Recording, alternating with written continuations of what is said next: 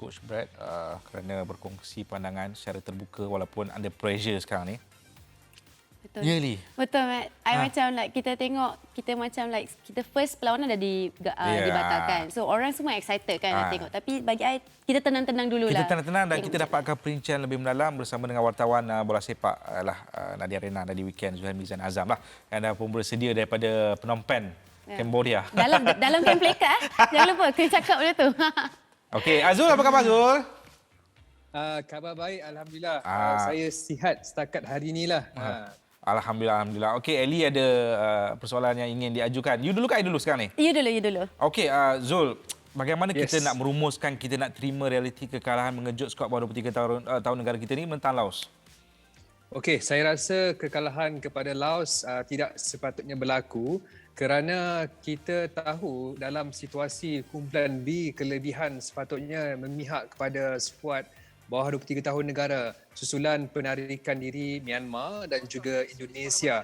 Jadi kalau berdasarkan perkiraan awal, saya percaya Laos adalah tiga mata yang menjadi misi kepada skuad muda negara. Walaupun Meloni ada menyatakan skuad Laos itu dibarisi pemain yang beraksi dalam saingan Piala Suzuki AFF di Singapura Disember lalu. Pemain itu mendapat pengalaman dan persediaan untuk menghadapi kejohanan di Kemboja ini. Tetapi sekali lagi saya mengatakan kita harus menang dalam perlawanan itu untuk mencerahkan laluan. Dan saya percaya ini kekalahan pertama Malaysia kepada Laos di peringkat bawah umur seperti bawah 23. Dan saya melihat ini juga kekalahan pertama Brad Maloney sejak mengambil alih pasukan. Dan saya merumuskan dari segi keseluruhan atau prestasi pasukan, faktor utama adalah kegagalan penyerang ataupun kegagalan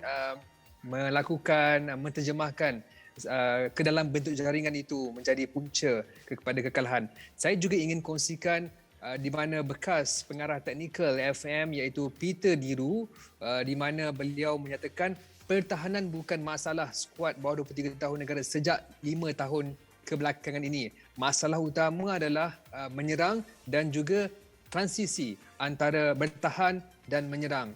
Dan itu mungkin rumusan yang kita boleh gambarkan berkenaan dengan corak permainan pasukan negara yang masih belum settle down setakat ini. Faham, Zul. Okey, Zul, tadi you ada sebut betapa pentingnya skuad negara kita untuk memenangi perlawanan berhadapan dengan Laos tu kan. So, I nak tanya berdasarkan format semasa kejohanan kita, kejohanan AFF Suzuki Under 23 ni, betapa sebagai jauh mana cerahnya kita peluang kita untuk skuad bawah 23 tahun ini untuk melangkah ke peringkat seterusnya? Cerah tu saya rasa dah tak cerah dah. Sebab kalau seri kita kalah, kalau kita menang mungkin dengan 1-0 mungkin kita terkeluar juga. Kita memerlukan kemenangan 2-0. Okey, mungkin ada yang tak clear kat sini ataupun masih keliru dengan bagaimana peluang setiap pasukan untuk mara ke peringkat separuh akhir. Untuk kejohanan AFF bawah 23 ni ada 3 kumpulan, A, B dan C. Juara setiap kumpulan layak secara automatik ke separuh akhir. Jadi bermakna tinggal 1 slot untuk ke peringkat separuh akhir. Dan berdasarkan format kejohanan yang dipersetujui ataupun telah dilakukan adalah naib juara terbaik dalam kumpulan. Tetapi tidak termasuk dalam kumpulan Malaysia susulan penarikan diri 2 pasukan. Jadi ia hanya membabitkan kumpulan A dan C. Jadi bermakna bagi Malaysia hanya kemenangan yang saya boleh katakan 2-0 ke atas akan menjamin tempat ke separuh akhir. Okey, Zul, kita sedia maklum melalui perkongsian daripada Coach Brad Maloney, daripada laporan-laporan Zul dan juga wartawan-wartawan bola sepak lain. Ini bukan tim utama skuad bola 23 tahun kita. Ada ramai lagi player yang boleh dianggap sebagai dalam tim A lah. Ni orang kata tim B, campuran pula kena COVID dan sebagainya. Betul. So, last game ni, dalam group game ni, ada tak perincian yang boleh kita menyaksikan different first 11?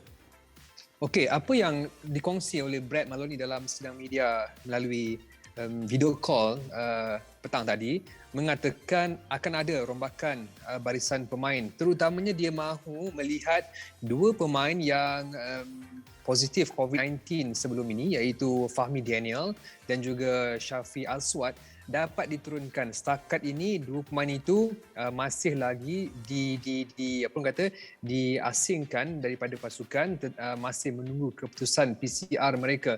Kalau tiada halangan, keduanya akan menyertai pasukan negara untuk perlawanan kedua bertemu Laos. Apa yang dinyatakan oleh Meloni adalah stick kepada plan, iaitu menguji kombinasi berbeza dan pemain-pemain yang dibawa untuk persiapan kejohanan lebih penting, iaitu misalnya ke Piala Asia bawah 23 di Uzbekistan Jun depan.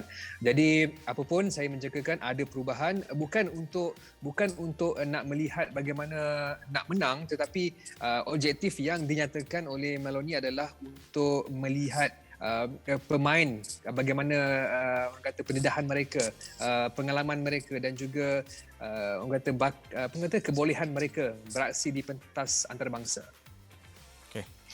Terima kasih banyak Zul. Minta maaf lah ganggu awak di hujung minggu. Sama-sama Ahmed dan juga Ili. Thank you, Zul. Thank you.